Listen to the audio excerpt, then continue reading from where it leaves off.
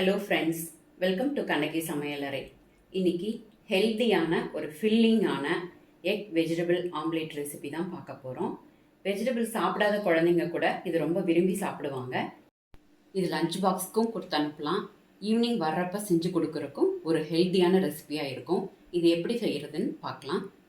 10 beans, ஒரு medium size வெங்காயம், முட்டை ஒரு 4, பச்சை மிளகாய் 2, ஒரு உருளைக்கிழங்கு, ஒரு கேரட்டு, பட்டாணி ஒரு 1/2 கப் அளவுக்கு, 2 பல் பூண்டு, ஒரு துண்டு இஞ்சி, 2 டேபிள் ஸ்பூன் கடலை மாவு, ஒரு தக்காளி. இப்போ உருளைக்கிழங்கையும் கேரட்டையும் மட்டும் இந்த மாதிரி லென்த்தியாக கட் பண்ணி எடுத்துக்கலாம். அதுக்கப்புறம் வெங்காயம் இந்த மாதிரி பொடியாக கட் பண்ணி எடுத்துக்கோங்க.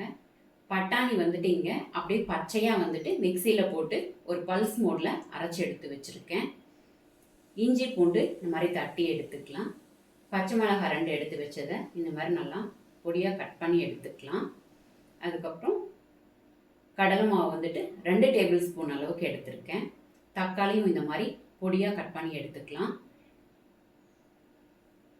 பீன்ஸும் எவ்வளோ பொடியாக கட் பண்ண முடியுமோ அந்த அளவுக்கு பொடியாக கட் பண்ணிக்கோங்க. மல்லியும் பொடியாக கட் பண்ணி எடுத்திருக்கேன். வானலில் 2 ஸ்பூன் ஆயில் விட்டுட்டு ஃபஸ்ட்டு இஞ்சியும் பூண்டையும் மட்டும் போட்டுட்டு நல்லா அது பச்சை வாசனை போகிற வரைக்கும் நல்லா வதக்கி எடுத்துக்கலாம். அதுக்கப்புறமா கட் பண்ணி வச்சுருக்கிற காய் எல்லாத்தையும் ஒன்றாவே சேர்த்து விட்டுறலாம். எல்லாம் தனித்தனியாக போடணுன்றது இல்லை. கேரட்டு, பீன்ஸு, உருளைக்கிழங்கு எல்லாத்தையுமே சேர்த்துட்டு தக்காளி எல்லாமே சேர்த்து விட்டுட்டு பச்சை மிளகாய், மல்லி, பட்டாணி மட்டும் அப்படியே இருக்கட்டும்.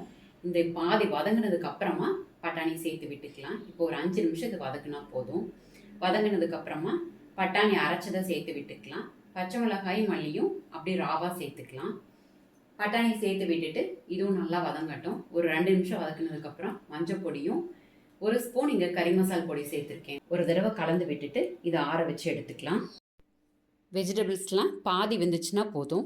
4 முட்டையை உடச்சி இந்த மாதிரி ஒரு பவுலில் எடுத்து வச்சுக்கிட்டு கட் பண்ணி வச்சுருக்கிற பச்சை மிளகாயையும் மல்லி இலையையும் இதில் அப்படியே சேர்த்துடலாம். சேர்த்ததுக்கப்புறம் 6 எடுத்து வச்சுருக்கிற வெஜிடபிள்ஸ் எல்லாத்தையும் இதில் கலந்துட்டு இப்போ இந்த இதுக்கு தேவையான அளவுக்கு உப்பு சேர்த்து விட்டுறலாம். 2 ஸ்பூன் கடலை மாவு, இது ஒரு பைண்டிங்காக யூஸ் பண்ணுறேன். 2 ஸ்பூன் கடலை மாவையும் சேர்த்துட்டு நல்லா ஒரு ஃபோர்க் வச்சுட்டு நல்லா கலந்து விட்டுருங்க. கடலை மாவு வந்து கொஞ்சம் கட்டி கட்டியாகும், அதனால் நல்லா மிக்ஸ் பண்ணி இந்த மாதிரி கன்சிஸ்டன்சியில் எடுத்து வச்சுக்கலாம். வெஜிடபிள்ஸ் வதக்கின அதே வானலே 1 ஸ்பூன் ஆயில் விட்டுட்டு மிக்ஸ் பண்ணி எடுத்து வச்சுருக்கிற வெஜிடபிள் மிக்ஸிங்கை இதில் பாதி மட்டும் சேர்த்து விட்டுட்டு இந்த மாதிரி ஈவனாக ஸ்ப்ரெட் பண்ணி விட்டுருங்க. நான்ஸ்டிக் பேன் திருப்பி போடுறதுக்கு ஈஸியாக இருக்குன்றதுக்காக நான் யூஸ் பண்ணியிருக்கேன். மீடியம் ஃப்ளேமில் வச்சுருங்க. மூடி போட்டுட்டு ஒரு 5 நிமிஷம் விட்டு அதுக்கப்புறம் திருப்பி போட்டுட்டு வேக வச்சு எடுத்துக்கலாம். தோசைக்கல்ல இந்த மாதிரி சின்ன சின்னதாக ஊற்றி எடுத்துக்கலாம். இன்னும் காரம் அதிகமாக தேவைப்பட்டுச்சுன்னா மிளகுத்தூள் மேலே நிறைய தூவி எடுத்துக்கோங்க. பேன்கேக் ட்ரேயில் ஊற்றுனீங்கனாலும் நல்லா திக்னஸாகவும் வரும், பார்க்குறதுக்கு ரொம்ப அழகாக இருக்கும். நீங்களும் இந்த மாதிரி வீட்டில் ட்ரை பண்ணி பாருங்கள்.